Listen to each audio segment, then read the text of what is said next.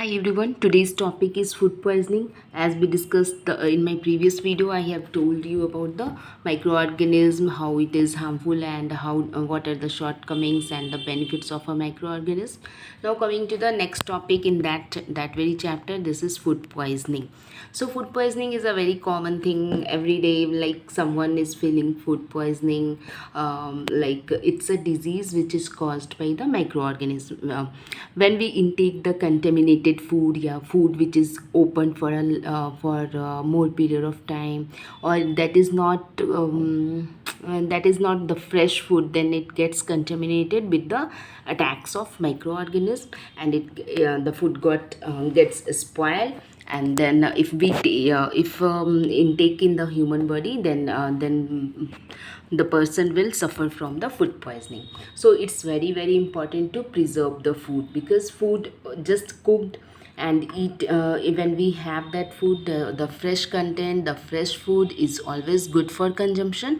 But if we eat the spoiled food, we will get the food poisoning. That's a tough thing. Like we will get stomach upset, diarrhea, cholera, vomit, so many things, so many health hazards we have to face due to this type of microorganism. So it's better to preserve the food, it's better to cover the food, it's better to keep the food in some good manners to preserve it, so that we can use the food in long term. So there are so many methods of food preservation.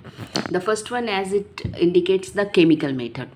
In chemical method, pickles, jam, etc.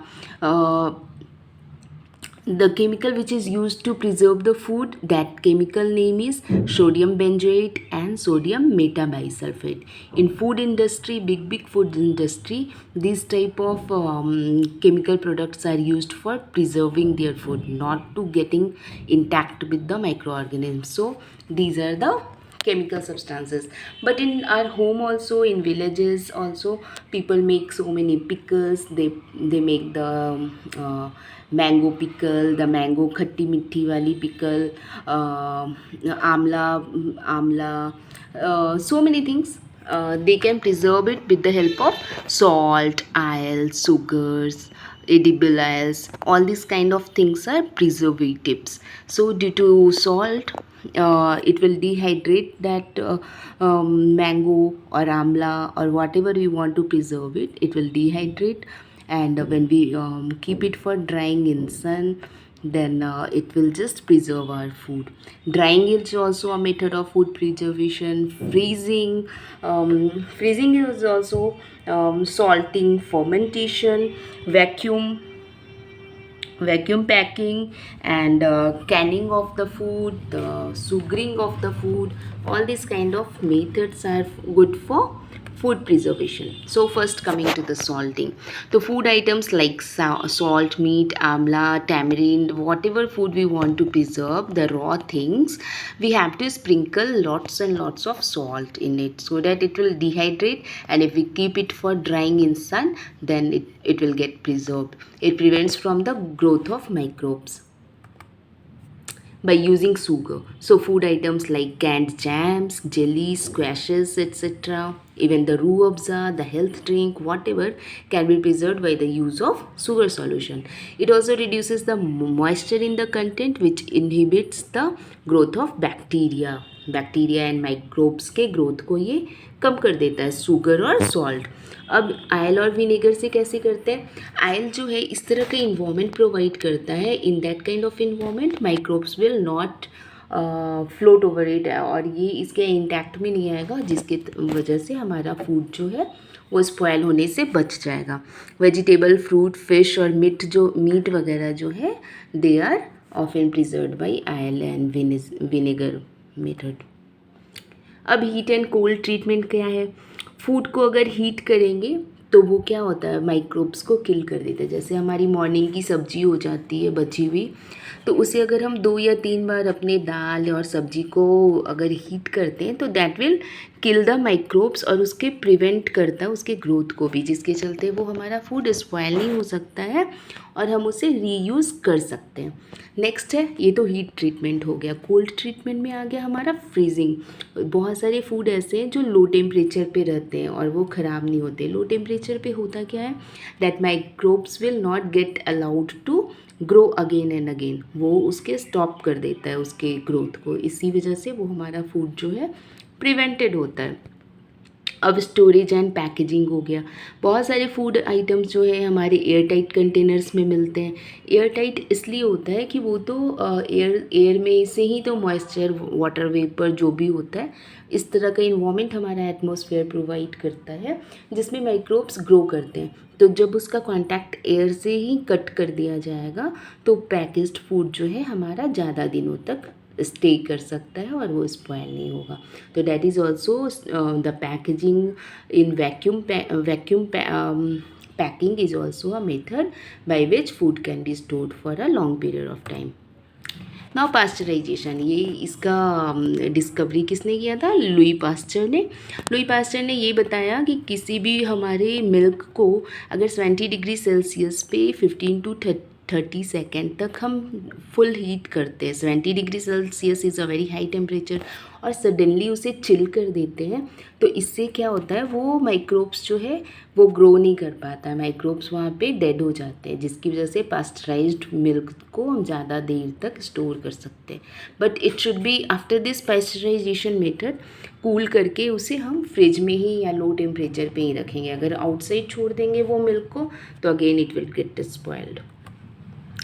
Now pasteurization, that is already covered. By storage and packaging, see, so many things we are getting in our outside market. ये juices है, squash है, jelly है, जितने भी packaged food है, मसाला, ये सारे कुछ ड्राइड फिश, मीट वगैरह, वो सॉल्ट करके ड्राई किया जाता है जिससे उनका वो स्टॉप हो जाएगा, माइक्रोब्स उस पर नहीं ग्रो करेंगे। जितने भी टेबल्स, जैम वगैरह है, सारे के सारे पैकेजिंग एयर टाइट कंटेनर में करके हम लोग उससे माइक्रोब्स के ग्रोथ को स्टॉप कर सकते हैं। अब हमारा नाइट्रोजन साइकिल। तो nitrogen cycle you might have learn in your previous classes also. Nitrogen cycle क्या है? That is a biochemical process in which nitrogen gets converted into many forms. वो बहुत सारे फॉर्म्स में नाइट्रोजन कन्वर्ट होता है, या तो नाइट्रेट बनेगा, पहले तो नाइट्रोजन फिक्स हो जाता है बैक्टीरिया के द्वारा, हमारे एटमॉस्फेयर में नाइट्रोजन प्रेजेंट होता है, ठीक है, या फिर जब थंडरस्टॉर्म होता है तो लाइटनिंग भी होती है तो भी वो नाइट्रोजन फिक्स होता है।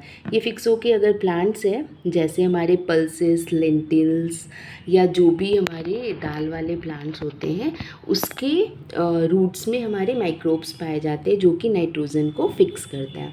तो जैसे ही वो नाइट्रोजन इन्वायरमेंट से लेता है, जैसे blue green algae fix the nitrogen to the soil, और वो कंपाउंड्स बनाता है सॉइल में, वो फिक्स कर दिया। फिर क्या है? Uptake by plants. Bacteria turn compound of nitrogen into gaseous nitrogen. जब ये हमारे सॉइल में फिक्स हो गया तो जब तक वो सॉइल की फर्टिलिटी को ग्रोथ करता है, नाइट्रोजन जो है नाइट्रेट में चेंज हो गया और उसको प्लांट्स को अपटेक बाय प्लांट्स, वो प्लांट्स को दे दिया और प्लांट्स उसको यूज़ करके दैट विल ग्रो। जब प्लांट एंड डिके, प्लांट्स वगैरह जब उनका साइकिल प्लांट का ख़त्म हो जाता है, देन दे डाई और डिके हो जाते हैं, तो वो फिर से वो प्लांट्स मिट्टी में मिल जाता है और वो नाइट्रोजन गैस उससे निकलता है और दूसरे केमिकल प्रोसेस के थ्रू वो नाइट्रोजन गैस हमारे इन्वायरमेंट में चला जाता है और फिर नाइट्रोजन गैस हमारे एटमॉस्फेयर में मिल जाता है। तो वही हो जाता है, वही साइकिल हमेशा चलते रहता है। जहाँ भी नाइट्रोजन गैस है, नाइट्रोजन गैस हमारे इन्वायरमेंट से वो प्लांट्स लिया, प्लांट्स उसको नाइट्रेट में फिक्स कर दिया, यहाँ सॉइल में, सॉइल से हमारा प्लांट्स ग्रो किया as a fertiliser, it acted like a fertiliser. Plants हमारा यूज़ कर रहा है, प्लांट्स के जो फ्रूट्स होते हैं उसको एनिमल्स ईट करता है, एनिमल्स खा पी के ख़त्म कर दिया, तो फिर जब वो डेड डिकेड होंगे और प्लांट्स डेड डिकेड होंगे तो वो वापस सॉइल में मिल जाएंगे और सॉइल में मिल करके वो अगेन डिकम्पोज करेगा और वेस्ट वगैरह वो सॉइल को फर्टाइल करेगा और उससे जो नाइट्रोजन गैस निकलेगी वो वापस से हमारे एटमॉस्फेयर में चला जाएगा। तो this is what the nitrogen cycle. तो यही होता है हमारा nitrogen cycle. Nitrogen cycle is like fixation of nitrogen from the atmosphere to the soil and again from soil to the organism and organic structure, and then from organism to the atmosphere again. All this thing is continually flowing, and this flow of nitrogen is called nitrogen cycle.